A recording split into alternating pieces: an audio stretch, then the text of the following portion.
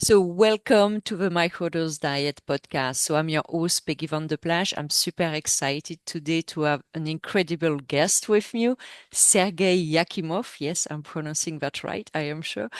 Sergey is the co-founder and the partner at LongeVC. So, he's really like a visionary leader in the world of VC, but he really has a focus on cutting edge longevity and biotech investment. So LongeVC really supports disruptive startups that want to redefine health and extend human lifespan. So that's a lot.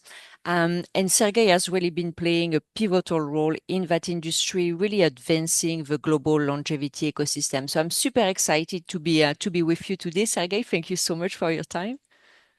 Well, thank you for having me, Peggy. I mean, it's a very generous introduction, but we'll try to live up to it, Uh, I guess, during the conversation. I think it's just fair actually knowing what you've done and who you are. So let's talk about longevity and really this idea on extending health span over what we have heard a lot, which is lifespan. So can you really elaborate on how this focus influence your investment decisions? I can. So I think you should actually start with a much broader discussion where you should start by acknowledging that the fact that longevity per se, as an investment thesis and as a term actually, is a very widely used, Mm-hmm. sometimes actually overabused, to be completely honest. And it varies significantly in terms of what sort of meaning people actually attach to it. And that is true on a lot of levels, starting from the consumer level, ending up with investment level, so the level of VCs, and Mm-hmm. even research groups, right? Where you'll find that people treat what longevity is quite differently. Mm-hmm. So our balance between kind of health span and lifespan is really comes down to how we treat longevity, what longevity is for us as a Yeah. part of our investment thesis, and what it is not, right? And this is where, look, if you're searching for a very simple answer, I might just say that we think that longer life, um, per se, does not make any sense whatsoever. Mm-hmm. Mm-hmm. Mm-hmm. So we come from the pharma industry and we come from medtech as founders. And so in pharma and in medtech, in general biotech, whatever you want to call it, what matters is kind of patient outcomes, patient journeys, quality of life, et cetera, et cetera.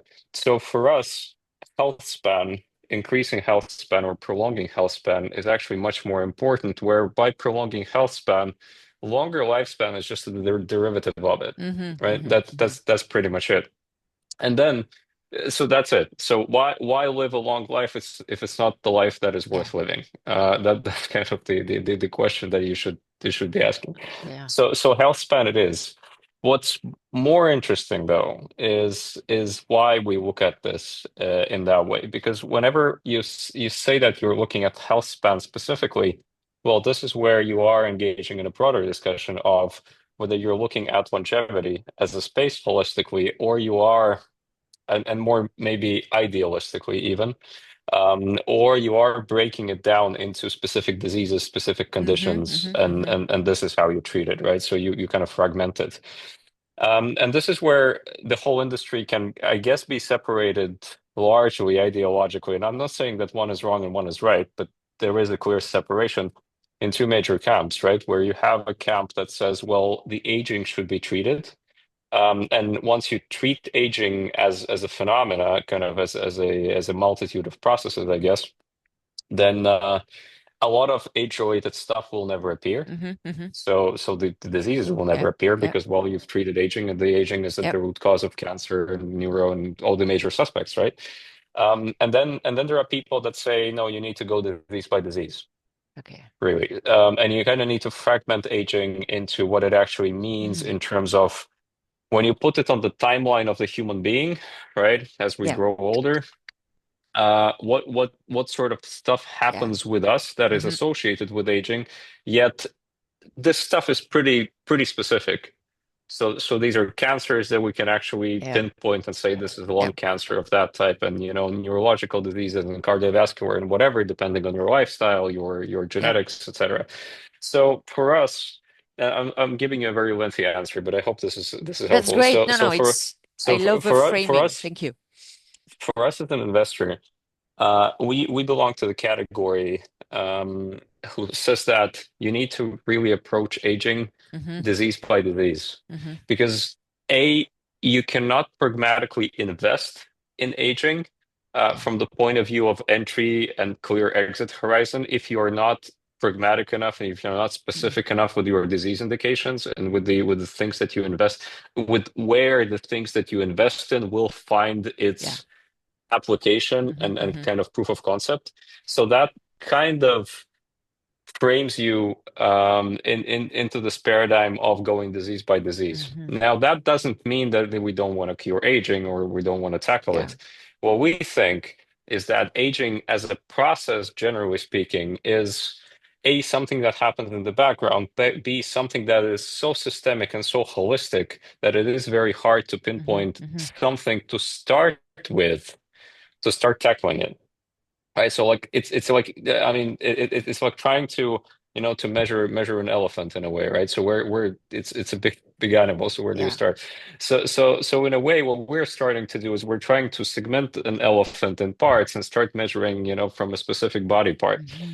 And what we think is what an investor should do is really to focus on finding and funding and kind of supporting to the best of its abilities disease modifying treatments Hmm. in age-related diseases. Disease modifying being the key word here, because by finding disease modifying treatments in these major age-related disease areas, by default, kind of as a side effect, you will be also understanding the underlying mechanisms of the disease and by extension the underlying mechanisms of aging that Yeah. led to this disease. Hmm. Hmm. So our hypothesis would be, well, by solving the enough amount of these, Yeah. age-related problems, in a disease modifying manner, not in symptomatic, but disease Yeah. modifying manner, we will be able to accumulate the pool of knowledge that will eventually enable us to kind of pull this, sum Gotcha. this together, sum these findings together, and then maybe it's not given, understand aging Aging. holistically in terms Hmm. of, pinpointing two or three fundamental processes that are actually driving all the rest, and this is where you arrive at the longevity drug. Hmm. Hmm. For example, Yeah. an actual realistic version of what a longevity drug can be. Hmm. Hmm.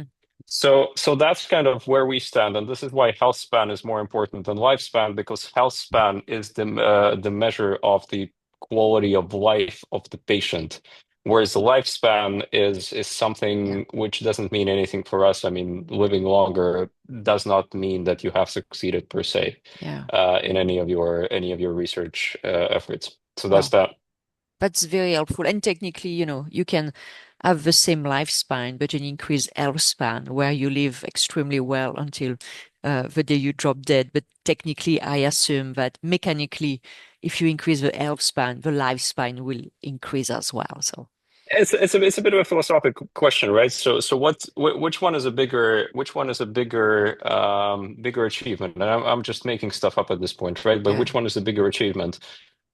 If you take, let's say, 100 years as your median point, right? So what is a bigger achievement? Living to 100 years with a decent life quality and then dying, Hmm. or living to 120, but the last 30, starting from 90, are miserable, right? Exactly. I mean, you're technically alive, right? But are you enjoying this? Yeah. I don't think you are. So if we're not talking about radical life extension, if we're not talking kind of not yet Yeah. going into this paradigm of radical methods such as cryonics, head transplants, whatever. Yeah. So if you're talking about something more conventional, Yeah. then I say that health span is much more important, and the major battles need to be fought at kind of the health span front, not on the lifespan front. Yeah. Absolutely. So, coming back to your answer, what are these diseases that you're focusing on then that you think going to be able to give you a holistic view, hopefully, eventually, of aging? Well, first and foremost, I don't think it's going to give us the holistic view of aging, right? So I Mm, think as an investor, whenever you are in the field, you're kind of working alongside with the other research groups. You're working alongside with other venture fund groups, so investment groups, all sorts of levels, even big pharma now, right? So you hmm have an increasing effort of big pharma, such as Eli Lilly, for example, looking into aging and Yeah. longevity specifically. So it's always a sum of efforts. It's always a collective effort, really, where everyone kind of brings their own stone, right, and Yeah. puts it in the general fundamentals of what we're building here. So for us, it's what we have been doing. So our investment thesis in the fund one and largely translated into fund two that has been investing across three major verticals, right? So one is longevity or age-related disease hmm therapeutics, hmm disease-modifying therapeutics.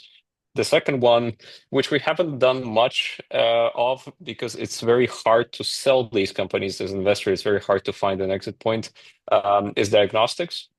So Okay. we've only done investments in diagnostics that are kind of that what we felt were actually pivotal. So like if this works, that actually covers a huge unmet need which is not there in the hmm market. And this is where we, for example, backed a company that is the first in the market with a blood-based ovarian cancer detection, super early stage ovarian cancer detection hmm test where the company has, back in the days hypothesized and now proven that you can kind of go one step deeper and not look at the circulatory DNA, so cDNA approaches that are there and pioneered by Grail, for example, but you can go further and look at gangliosides, which is kind of even the more refined micro level of how you spot the very first signatures of a specific tumor in the bloodstream, hmm right, in the blood sample.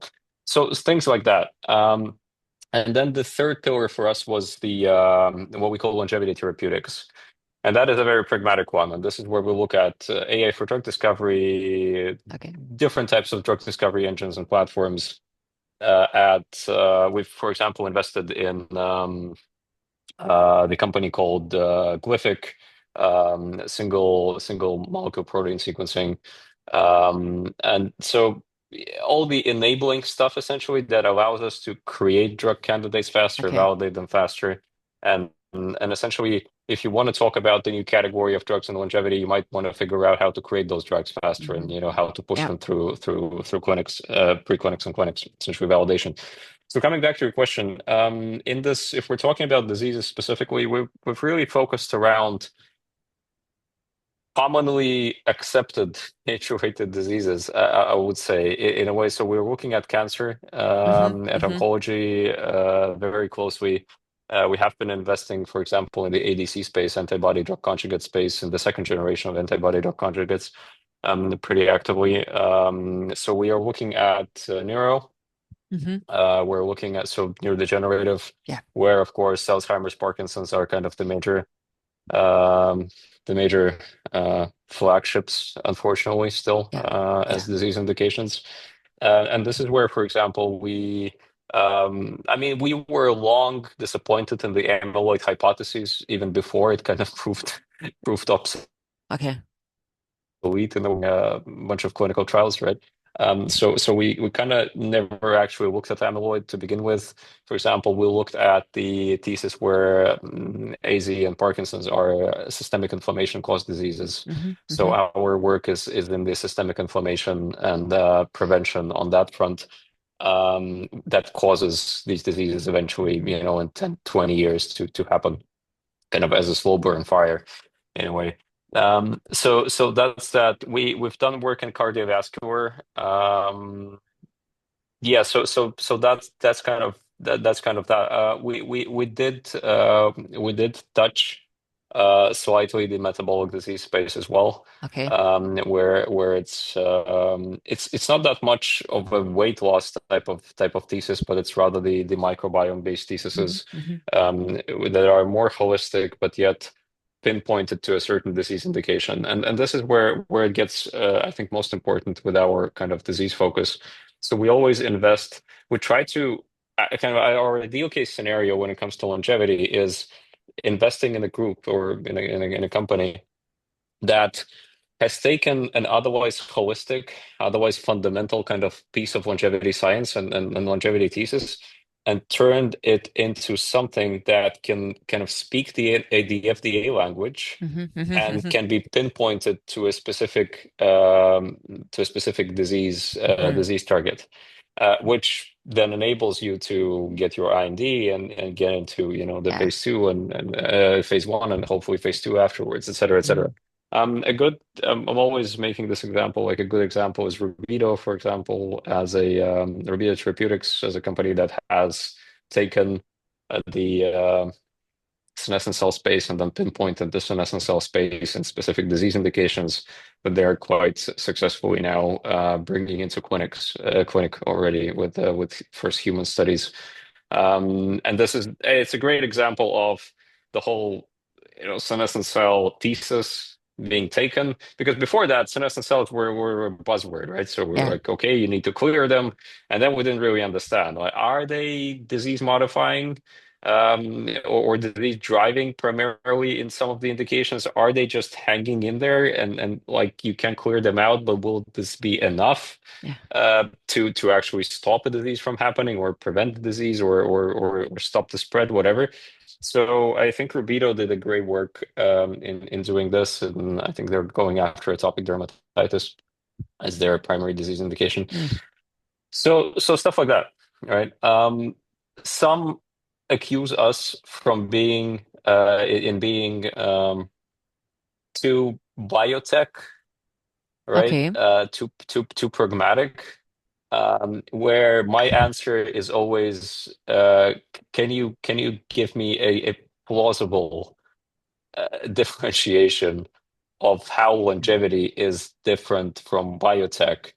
Like if you like lower it to the ground of lab work, of R&D, of kind of the actual innovation process, how is biotech different from longevity? And the only explanation that I have is longevity seems to be this a version of biotech that woke up in the morning and suddenly understood that it has purpose in life, right? Where longevity kind of tries to look one step ahead of Uh-huh. biotech, where biotech is only disease focused, and then longevity is okay, disease focused, but we are actually making this whole thing for the greater goal, right? So for the sake of greater goal.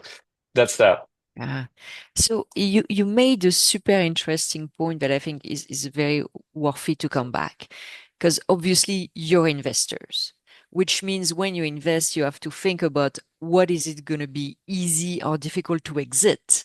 And very often, what I've seen in my past life as a VC as well in a different space, but it's the same thing, is that people are very excited about the use case, but at the end of the day, you're still investor first and foremost.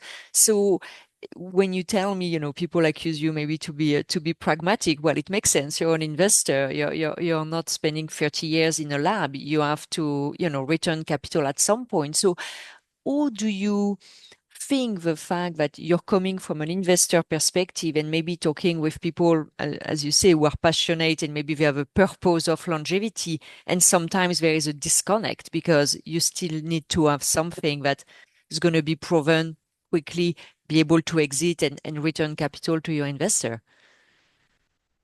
Look, I don't think even that there is a disconnect. I think it's there's this English saying, right? Horses for courses. And whenever you are so every type of group that is working in the longevity space, be it a research group, be it an early stage startup type of phenotype, be it a venture capital group, they are all driven by different capital requirements, Hmm. different rules of how to utilize that capital, different value drivers, Yeah. to the point of some as VCs actually have to make a return, because we are not a pro bono activity, right? So we have a foundation. So we actually have a foundation which is called the Longevity Science Foundation, and this is where we give out grants, Hmm. non-dilutive, Hmm. non-equity grants Yeah. to super early stage longevity research and groups working on kind of fundamentals in longevity, right? But that is totally different from being a VC. Yeah. So I don't think that there is a disconnect. But I think what helps in the VC logic is that um, you are trying to keep yourself, so you are trying to understand the landscape of, okay, this is where the industry is heading, 10 plus years from now. But then you're trying to keep yourself grounded in terms of, what are the what is the tech that I can actually now distinguish and now source and support that is breakthrough enough to actually deliver, let's say, any sort of patient outcomes within the next 5 to 7 years, Hmm. Hmm. right? And that sort of, I wouldn't say it's a sense of urgency, which is driven by the fact that you actually need to return the fund. It's just your logic in deploying capital and adding value on this capital deployment, which part of this added value is also the return on that capital, Yeah. also kind of makes you think in, I think, in shorter time increments, Hmm. but then it does not prevent you from understanding the bigger picture of where you want the industry to go, right? And I think for us, we have, I guess, found a formula how we want to support longevity, and that is through these pragmatic Yeah. capital injections into groups that we believe are working on something worth working on, Hmm. and something that can be disease modifying, can be maybe pivotal for certain spaces or certain disease areas. Um, and yeah, we're doing this, and we're doing this through providing them with liquidity. But then again, if you want to, at the very moment as an investor, where you want to cater for a longer time frame, um, you go and you put together a bigger fund with a kind of Yeah. longer strategic outlook with a 10-year holding. This is what we did, right? So our second fund is a 10-year Mhm. fund. We're launching it in a few months formally, and this is where we're going to make bigger bets in terms of being able to invest in, let's say, phase two assets, Yeah. but we're also keeping the opportunity to invest in early stage assets, essentially preclinical, pre-IND, so that we can keep them for the next, 7 to 10 years. Yeah. And this is where the whole, maybe we're going to go more sci-fi when it comes to these theses that the Yeah. companies pursue. So I don't think there is disconnect, right? Yeah. It's just um, I think, I mean, in your work even, right? So you talk to a lot of folks, and I think you can spot the differences in phenotypes where a strictly research focused group will have a very different perception of what money is and how you need to spend that money and what actually Yeah. counts as a meaningfully spent amount of Hmm. money, Hmm. Hmm. right? And that perception will be tremendously different from the very same answer that the venture capitalist will give you. And then business angel will give you a totally different answer, and the private equity guy will give you a totally different answer. So that's just kind of, I think, the nature of the business, Ex really, and the nature of having different yeah. stakeholders involved in the same thing. Yeah. And I think this the way you approach investments, which is really like I would say bottom up through disease makes a lot of sense because then you align with use cases, then you align with okay, what will be the exit strategy, which is a bit more difficult from a longevity and top-down holistic perspective, I assume. But yeah, but then again, look, it's the only way if you think about it, because ultimately what you want to do is you want to exit. You want your company that you've invested in to be bought. So what you look at the other side of the table then, I mean, what are the buyers buying? And you look at big pharma, which Exactly. is the number one, again, phenotype to Yeah. to buy Hmm. your startup that you've just invested in, and big pharma buys these indications. Yeah. Big pharma doesn't buy a holistic thesis because big pharma, I'm not saying that they don't think strategically, they do, They do a bunch of early stage research collaborations where they kind of throw a bit of capital in and see what this group comes up with, et cetera, et cetera. But fundamentally, big pharma thinks in the asset portfolio Hmm. category, where they have assets that are expiring, that are bringing Yeah. most of their revenue now. They need to replenish these assets that will be bringing revenue for the next 10 years. They're searching for the next big thing or the next big category shaping drug, but it's still a specific disease indication or at least group of Hmm. diseases. Hmm. So like you can't really jump over it in any way because you will be left either without exits, Yeah. or you should start a nonprofit. You can do a foundation, Exactly. right? And Yeah. then you can fund whatever you want. But yeah, Yeah. that's kind of the reality of it. So the most exit you see, exit opportunity, it's an acquisition. It's an acquisition by a big player. Is it like most of the, It's the yeah, most obvious. I mean, yeah. it's the most obvious. Look, and the I think it's a bit of a myth in the pharma world that you need to sort of almost drag the drug all the way up to phase three, Hmm. Hmm. be it whatever modality that is. I mean, small molecule or whatever else, to be bought. That's really not true, especially now where pharma is sitting on a lot of cash now, and the big pharma is kind of in this interesting situation where they do have big M&A budgets and partnership budgets because a lot of this is first done through a buy box deal, right? And then if everything is well, then they acquire the whole company altogether. Hmm. But then at the same time, a lot of big pharma players are, especially the ones that did not jump on the GLP-1 train, which is now kind of the milking cow Yeah. for the Yeah. next, X amount of years. A lot of pharma is looking at key patents expiring and Mm. patent portfolios expiring, and you see it in the M&A activity and in the willingness to buy much, much, much, much earlier stage assets Mm. than they were buying when they felt more comfortable, so to say. I mean, even in the cancer space, look, if you look at this pragmatically, back in the days in the cancer space, you had it 10 years ago, 15 years ago, you had a new Roche, for example, had a new drug roll out in the market, instant blockbuster, because nothing much there, right? In a Yeah. specific, maybe very not Hmm. very uncrowded, not very crowded disease indication.